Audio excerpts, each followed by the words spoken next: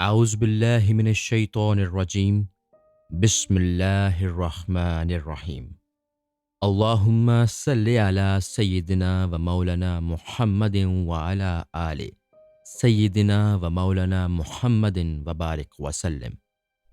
باب نمبر 6، حضرت حبیب اجمی رحمۃ اللہ علیہ کے حالات و مناقب۔ حالات و تعارف۔ آپ صدق و صفا پر عمل پیرا، صاحب یقین اور گوشہ نشین بزرگوں میں سے ہوئے ہیں، اور آپ کی ریاضت و کرامت بے اندازہ ہے۔ ابتدائی دور میں آپ بہت امیر تھے اور اہل بصرہ کو سود پر قرض دیا کرتے تھے، اور جب مقروض پر تقاضا کرنے جاتے تو اس وقت تک واپس نہ ہوتے جب تک قرض وصول نہ ہوتا، اور اگر کسی مجبوری سے قرض وصول نہ ہوتا تو اپنے وقت ضائع ہونے کا مقروض سے ہرجانہ وصول کرتے اور اس رقم سے زندگی بسر کرتے۔ ایک دن آپ کسی کے یہاں وصولیابی کے لیے پہنچے تو وہ گھر پر موجود نہ تھا۔ اس کی بیوی نے کہا کہ نہ تو میرا شوہر گھر پر موجود ہے اور نہ میرے پاس تمہارے دینے کے لیے کوئی چیز ہے، البتہ آج میں نے ایک بھیڑ ذبح کی تھی جس کا تمام گوشت تو ختم ہو چکا، البتہ سر باقی رہ گیا ہے، اگر تم چاہو تو وہ میں تم کو دے سکتی ہوں۔ چنانچہ آپ اس سے سر لے کر گھر پہنچے اور بیوی سے کہا کہ یہ سر سود میں ملا ہے، اس کو پکا ڈالو۔ بیوی نے کہا کہ گھر میں نہ لکڑی ہے اور نہ آٹا، بھلا میں کھانا کس طرح تیار کروں؟ آپ نے کہا کہ میں ان دونوں چیزوں کا بھی انتظام مقروض مفروض لوگوں سے سود لے کر کرتا ہوں، اور سود ہی سے یہ دونوں چیزیں خرید کر لائے۔ لیکن جب کھانا تیار ہو چکا تو ایک سائل نے آ کر سوال کیا۔ آپ نے کہا کہ تیرے دینے کے لیے ہمارے پاس کچھ نہیں ہے، اور تجھے کچھ دے بھی دیں تو اس سے تو دولت مند نہ ہو جائے گا، لیکن ہم مفلس ہو جائیں گے۔ سائل جب مایوس ہو کر واپس چلا گیا تو بیوی نے سالن نکالنا چاہا، لیکن وہ ہنڈیا سالن کی بجائے خون سے لبریز تھی۔ اس نے شوہر کو آواز دے کر کہا کہ دیکھو تمہاری کنجوسی اور بدبختی سے کیا ہو گیا۔ آپ کو یہ دیکھ کر عبرت حاصل ہوئی اور بیوی کو شاہد بنا کر کہا کہ آج میں ہر برے کام سے تائب ہوتا ہوں، اور یہ کہہ کر مقروض لوگوں سے اصل رقم لینے اور سود ختم کرنے کے لیے نکلے۔ راستہ میں کچھ لڑکے کھیل رہے تھے، انہیں دیکھ کر بچوں نے آوازیں کسنا شروع کیے کہ علیحدہ ہٹ جاؤ، حبیب سود خور آ رہا ہے، کہیں اس کے قدموں کی خاک ہم پر نہ پڑ جائے اور ہم اس جیسے بدبخت نہ بن جائیں۔ یہ سن کر آپ بہت رنجیدہ ہوئے اور حسن بصری کی خدمت میں حاضر ہو گئے۔ انہوں نے آپ کو ایسی نصیحت فرمائی کہ بے چین ہو کر دوبارہ توبہ کی، اور جب واپسی میں ایک مقروض شخص آپ کو دیکھ کر بھاگنے لگا تو فرمایا کہ تم مجھ سے مت بھاگو، اب تو مجھ کو تم سے بھاگنا چاہیے تاکہ ایک عاصی کا سایہ تمہارے اوپر نہ پڑ جائے۔ پھر جب آپ آگے بڑھے تو انہی لڑکوں نے کہنا شروع کر دیا کہ راستہ دے دو، اب حبیب تائب ہو کر آ رہا ہے، کہیں ایسا نہ ہو کہ ہمارے پیروں کی گرد اس پر پڑ جائے اور اللہ تعالی ہمارا نام گناہگاروں میں درج کر لے۔ آپ نے بچوں کا یہ قول سن کر اللہ تعالیٰ سے عرض کی کہ تیری قدرت بھی عجیب ہے کہ آج ہی میں نے توبہ کی اور آج ہی تو نے لوگوں کی زبان سے میری نیک نامی کا اعلان کروا دیا۔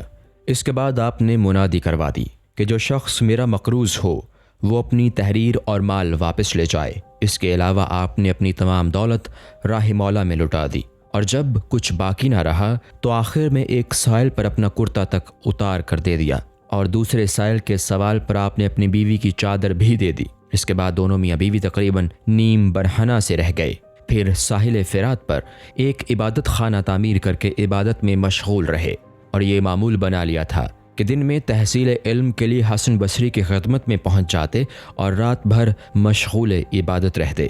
چونکہ قرآن کریم کا تلفظ اپنے صحیح محرج کے ساتھ ادا نہیں کر سکتے تھے، اس لیے آپ کو اجمی کا خطاب دے دیا گیا۔ ایک مرتبہ بیوی نے کہا کہ خردنوش کے لیے کچھ نہ کچھ کام کرنا چاہیے، تو آپ مزدوری کرنے کے لیے گھر سے نکلے، لیکن دن بھر عبادت میں مشغول رہ کر جب گھر پہنچے تو بیوی نے سوال کیا کہ کیا لائے ہو؟ آپ نے جواب دیا جس کی مزدوری کی ہے وہ بہت کرم والا ہے، اور اس کے کرم ہی کی وجہ سے مجھ میں اجرت طلب کرنے کی جرت نہ ہو سکی۔ اس نے خود ہی یہ کہہ دیا ہے کہ 10 یوم کے بعد جب تم کو ضرورت ہوگی تو پوری اجرت دے دوں گا۔ پھر جب 10 دن کے بعد آپ کو یہ خیال آیا کہ آج گھر جا کر کیا جواب دوں گا، تو ایک طرف اپنے تصور میں غرق چلے جا رہے تھے اور دوسری طرف اللہ تعالیٰ نے ایک بوری آٹا، ایک ذبح شدہ بکری، گھی، شہد اور 300 درہم ایک غیبی شخص کے ذریعہ آپ کے گھر پہنچا دیے، اور ساتھ ہی یہ پیغام بھی دیا کہ حبیب سے کہہ دینا کہ اپنے کام کو ترقی دیں۔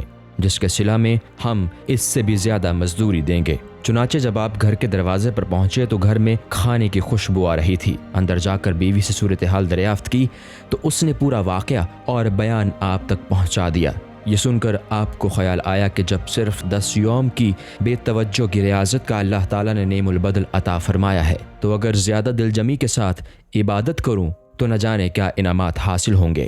چنانچہ اسی دن سے دنیا چھوڑ کر اس درجہ عبادت میں غرق ہو گئے کہ مستجاب الدعوات کے درجہ تک پہنچے، اور ان کی دعاؤں سے مخلوق کو بہت فائدہ حاصل ہوا۔ کرامات۔ ایک عورت گریہ وزاری کرتی ہوئی آپ کی خدمت میں حاضر ہوئی اور عرض کیا کہ میرا بچہ گم ہو گیا ہے، جس کی وجہ سے میں بہت ہی مضطرب ہوں۔ آپ نے پوچھا کہ تمہارے پاس اور کیا ہے؟ اس نے کہا کہ 2 درہم ہیں۔ آپ نے اس سے وہ درہم لے کر خیرات کر دیے اور دعا کر کے فرمایا کہ جاؤ تمہارا بچہ آ جائے گا۔ چنانچہ گھر پہنچ کر جب اس نے دیکھا تو واقعی اس کا بچہ گھر پر موجود تھا۔ اس کو گلے لگا کر پوچھا تو کہاں چلا گیا تھا؟ لڑکے نے کہا میں تو کرمان میں تھا اور میرے استاد نے گوشت لینے کے لیے بازار بھیجا۔ راستہ میں اچانک ایسی آندھی آئی جو مجھے یہاں تک اڑا کر لے آئی، اور میں نے کسی کہنے والے کو سنا کہ اے ہوا اس کو گھر پہنچا دے۔ اس ایک واقعہ سے آپ کی دعاؤں کی برکت کا اندازہ کیا جا سکتا ہے۔ اس کے بعد حضرت فرید الدین عطار صاحب فرماتے ہیں کہ اگر کوئی سوال کرے کہ اتنی عجلت کے ساتھ ہوا نے کس طرح پہنچا دیا، تو اس کا یہ جواب ہے کہ جب حضرت سلیمان کا تخت ایک دن میں 1 ماہ کا فاصلہ طے کر سکتا ہے اور بلقیس کا تخت آنے واحد میں حضرت سلیمان تک پہنچ سکتا ہے، تو یہ واقعہ اس کے مقابلہ میں کچھ نہیں ہے۔ بصرہ میں ایک مرتبہ شدید قحط سالی ہوئی تو آپ نے قرض لے کر کھانا غربا میں تقسیم فرمایا اور ایک تھیلی تکیہ کے نیچے رکھ لی۔ جب کوئی قرض لینے والا آتا تو اس میں سے نکال کر دیتے جاتے تھے۔ توکل۔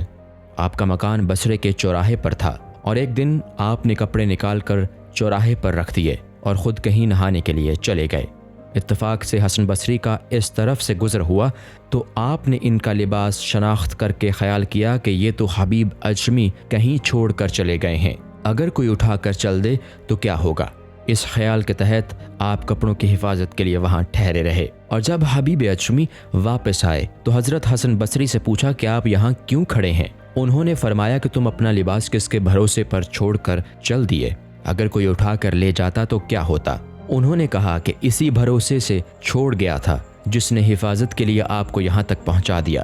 منقول ہے کہ حضرت حسن بصری ایک مرتبہ حبیب اجمی کے پاس تشریف لے گئے تو ان کے یہاں جو کی روٹی اور تھوڑا سا نمک موجود تھا، وہی بطور تواضع آپ کے سامنے رکھ دیا، اور جب انہوں نے کھانا کھانا شروع کر دیا تو ایک سائل آ پہنچا تو حضرت حبیب اجمی نے وہ روٹی آپ کے سامنے سے اٹھا کر سائل کو دے دی۔ اس پر حضرت حسن بصری نے فرمایا کہ تم میں شائستگی تو ضرور ہے لیکن علم نہیں۔ کیا تمہیں یہ معلوم نہیں کہ مہمان کے سامنے سے اس طرح پوری روٹی اٹھا کر نہیں دینی چاہیے، بلکہ ایک ٹکڑا توڑ کر دے دیتے؟ یہ سن کر وہ خاموش رہے، لیکن کچھ ہی دیر بعد ایک غلام سر پر خوان نعمت رکھے ہوئے حاضر ہوا، جس میں تمام قسم کے نفیس کھانے موجود تھے اور اس کے ہمراہ 500 درہم بھی تھے۔ آپ نے وہ درہم تو غریبوں میں تقسیم کر دیے اور کھانا حضرت حسن بصری کے سامنے رکھ کر خود بھی کھانے بیٹھ گئے، اور کھانے سے فراغت کے بعد حضرت حسن بصری نے فرمایا کہ آپ کا شمار نیک لوگوں میں تو ضرور ہوتا ہے، لیکن کاش یقین کا درجہ بھی حاصل ہوتا تو بہت بہتر تھا۔ مقام رضائے الہی۔ ایک مرتبہ حسن بصری مغرب کی نماز کے وقت آپ کے یہاں پہنچے، لیکن آپ نماز کے لیے کھڑے ہو چکے تھے، اور حسن بصری نے جب یہ دیکھا کہ آپ الحمد کی بجائے الحمد چھوٹی ہے سے قرات کر رہے ہیں تو یہ خیال کر کے کہ آپ چونکہ قرآن کا تلفظ صحیح ادا نہیں کر سکتے، اس لیے آپ کے پیچھے نماز نہ پڑھنی چاہیے۔ چنانچہ انہوں نے علیحدہ نماز پڑھی، لیکن اسی رات کو خواب میں اللہ تعالیٰ کا دیدار نصیب ہوا تو آپ نے عرض کیا کہ یا اللہ تیری رضا کا ذریعہ کیا ہے؟